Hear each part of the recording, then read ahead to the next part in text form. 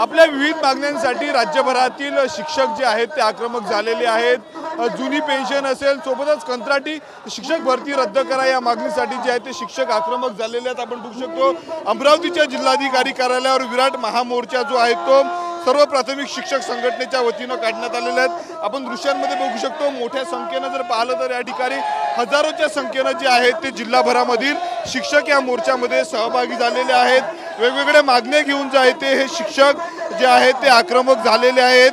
त्यामुळे आज जर आपण पाहतो 1500पेक्षा अधिक अमरावती शहरातील शाळा ज्या आहेत त्या बंद आहेत। आपल्या सोबत काही शिक्षक संघटनेचे पदाधिकारी आहेत, शिक्षक आहेत, त्यांच्याशी आपण बोलणार आहोत। मोठा मोर्चा अमरावतीमध्ये काढण्यात आलेले आहेत। काय मागण्या आहेत तुम्ही मोर्चा काढ?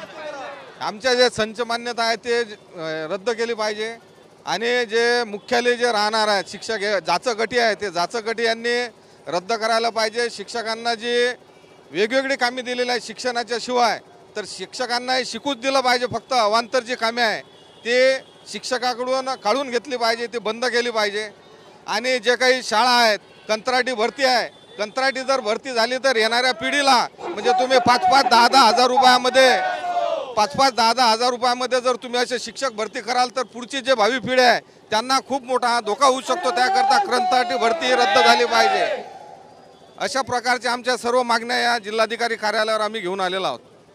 आपण बघू शकतो विविध मागण्या आहेत। कंत्राटी शिक्षण भरती रद्द झाली पाहिजे ही प्रमुख मागणी आहे संपूर्ण शिक्षकाची आहे। आणि त्याच पार्श्वभूमीवर जर पाहिलं तर आपण अमरावतीच्या जिल्हाधिकारी कार्यालयावर जो आहे तो मोठा मोर्चा काढण्यात आला। आपण काही पदाधिकारी तू काय सांगणार? काय जो आमचा 5 सप्टेंबरचा शिक्षक दिनी तो अन्यायकारक असा निर्णय घेतला की प्रत्येक शाळेमध्ये हा सेवानिवृत्त शिक्षक भरला पाहिजे, तिथे कॉन्ट्रॅक्ट बेसवर शिक्षक भरले पाहिजे, त्याला आमचा विरोध आहे। कारण का पूर्ण पगारावर शिक्षक असला पाहिजे। आज जर तुम्ही भराल तर उद्या त्याला काढून टाकाल तर त्या बेरोजगाराचं अन्न होईल। म्हणून याच्यासाठी आम्ही 15 मार्च आणि 5 सप्टेंबर हे दोन्ही निर्णय रद्द झाले पाहिजे। सर्व विद्यार्थ्यांना गणवेश मिळाला पाहिजे, मोफत असे पाठ्यपुस्तकं मिळाले पाहिजे। शेतावर म्हणजे अतिशय तुटक अशा कपड्यामध्ये गणवेश दिला। 3 महिने झाले 100% विद्यार्थ्याला आजही गणवेश नाही आहे।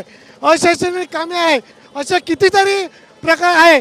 आज आम्ही 14 मागण्या घेऊन कलेक्टरच्या मार्फत माननीय मुख्यमंत्र्याला आज निवेदन देत आहे।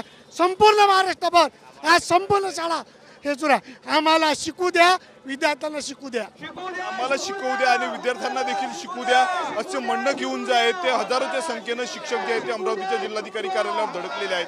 कॅमेरामन अनिकेत दहातोंडेसह मी स्वप्नील उमप, TV9 मराठी, अमरावती।